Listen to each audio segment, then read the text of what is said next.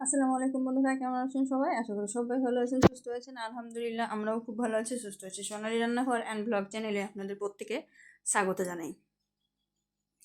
আজকে আমি এমন একটা রেসিপি নিয়ে এসেছি, শুধুমাত্র একটা জিনিস দিয়েই তৈরি হয় আর খেতেও দুর্দান্ত লাগে আর একদম হেলদি।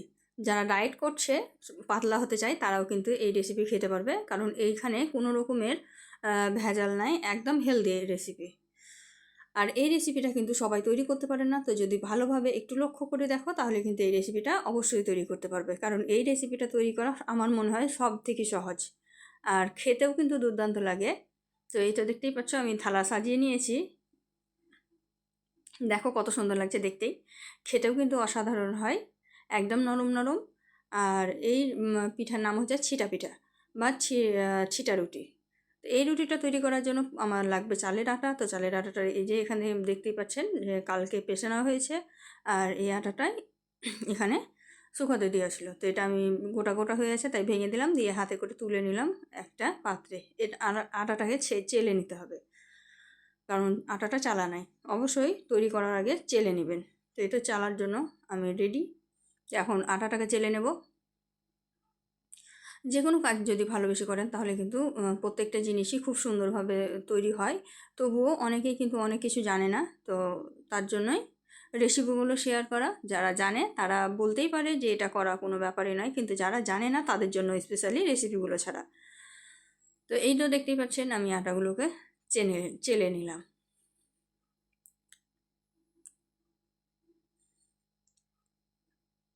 আর এই রেসিপিটা কিন্তু চালের গুঁড়ি দিয়েই সব থেকে বেশি ভালো লাগে, একদম ক্রিস্পি ক্রিস্পি হয় ডোসার মতো গরম গরম অবস্থায়, আর যখন ঠান্ডা হয়ে যায় তখন একদম নরম হয়ে যায়, সফট।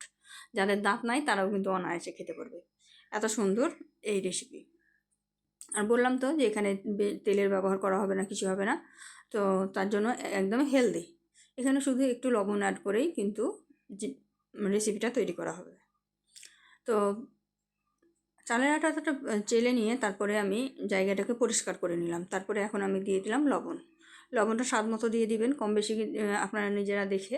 তারপরে অল্প অল্প করে জলটা অ্যাড করে দেবো। এটা একদম পাতলা ব্যাটার হবে, পাতলা মানে অনেক পাতলা ব্যাটার হবে। তো এটা দেখতেই পাচ্ছেন, হাত দিয়ে আমি ভালোভাবে গুলিয়ে নিচ্ছি। প্রথমে অল্প পরিমাণে দিলাম যাতে করে তাড়াতাড়ি ঘোলা হয়, দেলা পাকিয়ে না থাকে। তো এই তো দেখতেই পাচ্ছেন আমি একদম পাতলা করে গুলে নিলাম। আর আটার ওপরে দেখতে পাচ্ছেন একটু কালো কালো কিছু ভাসছে, এটা কিছু করার নেই, এটা মিলেরই কিছু ছিল হয়তো, তার জন্য এরকম হয়েছে। তো এই তো আমি ভালোভাবে গুলে নিলাম, রেডি হয়ে গেল ডোসা তৈরি করার জন্য। ডোসা প্যান নিয়েছি। এখানে চালের ডোসাও বলতে পারেন, আবার ছিটা পিঠাও বলতে পারেন। ছিটা পিঠাতে ছিটিয়ে ছিটিয়ে তৈরি করে, এটা চামচ দিয়ে তৈরি করবো, এটাই যা তফাৎ, কিন্তু খেতে সেম। এখন আমি এক ফোঁটা তেল দিয়ে দিলাম, দিয়ে চারিদিকে ছড়িয়ে দিলাম, ছড়িয়ে দিয়ে এক চামচ ব্যাটা নিয়ে এভাবে ছড়িয়ে দিচ্ছি। দেখুন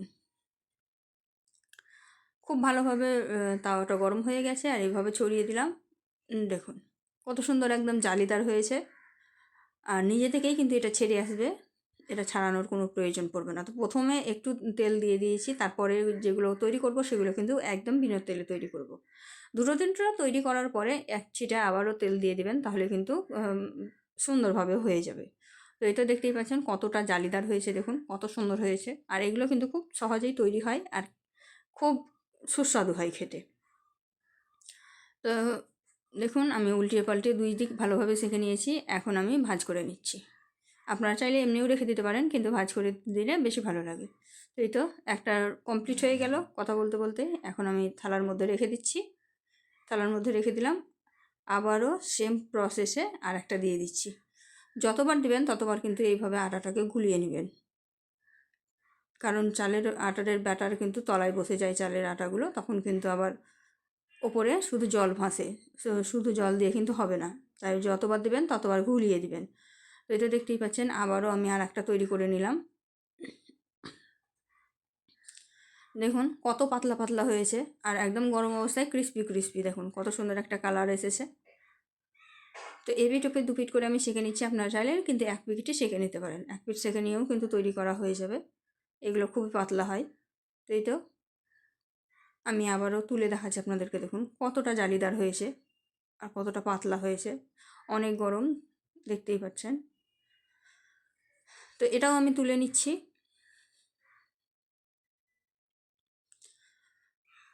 ভাঁজ করে দিলাম।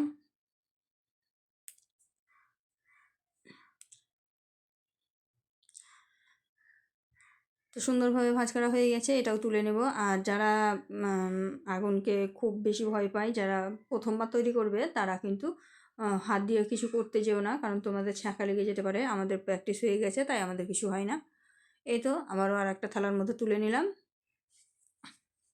কত সহজেই ছেড়ে আসছে, আর একটুও ভাঙছে না, আর কত সুন্দরভাবে তৈরি হচ্ছে দেখুন। সেমভাবে আমি আর একটাও দিয়ে দিলাম।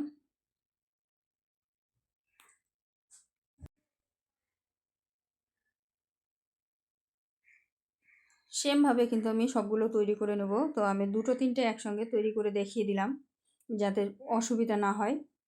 তো এই তো দেখতেই পাচ্ছেন কত সুন্দরভাবে ছেড়ে আসছে প্রত্যেকটা ছিটে পিঠা, কিন্তু সুন্দরভাবে কড়াই থেকে ছেড়ে আসছে। আমি কিন্তু প্রথমবারে শুধু একটু তেল দিয়েছিলাম, তারপরে কিন্তু আর তেলের ব্যবহার করিনি। তারপরেও দেখুন কত সুন্দর হচ্ছে, একটুও ভাঙছে না, একদম সুন্দর, একদম ক্রিস্পি ক্রিস্পি আর জালিদার হচ্ছে, দেখুন কত সুন্দর।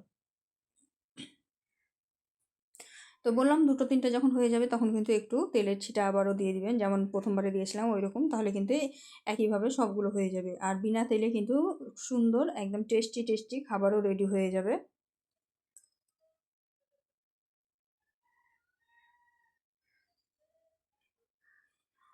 দেখুন একদম সুন্দরভাবে এপিট উপিট করে সবগুলো সেকে তুলে নিলাম। তো যতটুকু আটা গুলেছিলাম অতটুকু ব্যাটারে কিন্তু অনেকগুলো তৈরি হবে, অনায়াসে 4 থেকে 5 জন খাওয়া যাবে। আর এগুলো এত পাতলা যে এক একজন 3টা 4টা অনায়াসে খেতে পারবে, এত সুন্দর। তো এই তো দেখতেই পাচ্ছেন, আমি আবারও তুলে নিলাম। আর ওই যে দেখছেন চাটুর গায়ে মানে ওই প্যানের গায়ে একটু ছিটা ছিটা আছে, ওইখানে কিন্তু আর একটু তেল দিয়ে দিতে হবে এখন। তো তেল দিয়ে আমি আবারও তৈরি করেছিলাম, আর এটা শেষবার তুলছি, মানে সবগুলো তৈরি করে নিয়েছি, এটাই শেষে। তো দেখুন হাতে করে তুলে দেখাচ্ছি কতটা ক্রিস্পি হচ্ছে। এই ক্রিস্পি ক্রিস্পি ডোসা চাটনি দিয়ে, সস দিয়ে বা আলু ভাজা দিয়ে, যা দিয়েই খাবেন একদম জমে যাবে। আমরা বেশিরভাগ আলু ভাজা দিয়েই খেতে পছন্দ করি। তো এই তো দেখতেই পাচ্ছেন সবগুলো তৈরি করে নিয়েছি, দেখুন কতগুলো হয়েছে। আর এদিকে আলু ভাজাও তৈরি করে নিয়েছি, একদম কম তেলে সুন্দরভাবে ঝরঝরা করে আলু ভাজা করে নিয়েছি। এই তো দেখুন দুটো থালাতে রেডি করে নিয়েছি, এখন পরিবেশন করার পালা। তো প্রথমে আমি দেখিয়ে দিচ্ছি যে কেমন হয়েছে, দেখুন কত পাতলা, এই দেখুন এত ক্রিস্পি আছে যে এখন ভেঙে যাচ্ছে, আর একটু পরেই কিন্তু এটা আবার নরম হয়ে যাবে। ক্রিস্পির সময়, গরমের সময় প্রচুর ক্রিস্পি থাকে, আর ঠান্ডা হলে প্রচুর নরম হয়। এই যে দেখো কতটা সফট, আমি আবার খুলে দেখাচ্ছি, এই যে।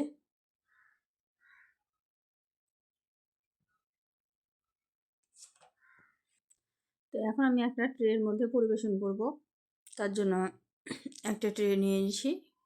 এই তো দেখতেই পাচ্ছেন, ট্রের মধ্যে সুন্দরভাবে সাজিয়ে গুছিয়ে দিয়ে দিচ্ছি।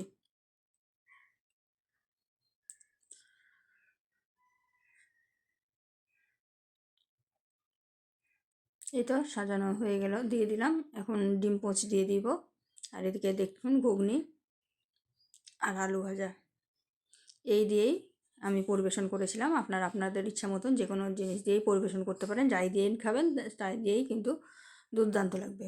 তো বন্ধুরা আজকের ভিডিওটা কেমন লাগলো অবশ্যই কমেন্টে জানাবেন, আর যদি ভালো লেগে থাকে অবশ্যই লাইক শেয়ার কমেন্ট করতে ভুলবেন না। আর কী ধরনের ভিডিও আমার কাছ থেকে দেখতে চান সেটাও কিন্তু কমেন্টে জানাবেন। তো আজকের ভিডিওটা অবশ্যই একটু শেয়ার করে দেবেন, তাহলে সবার কাজে আসবে। সবাই ভালো থাকবেন, সুস্থ থাকবেন, খোদা হাফেজ।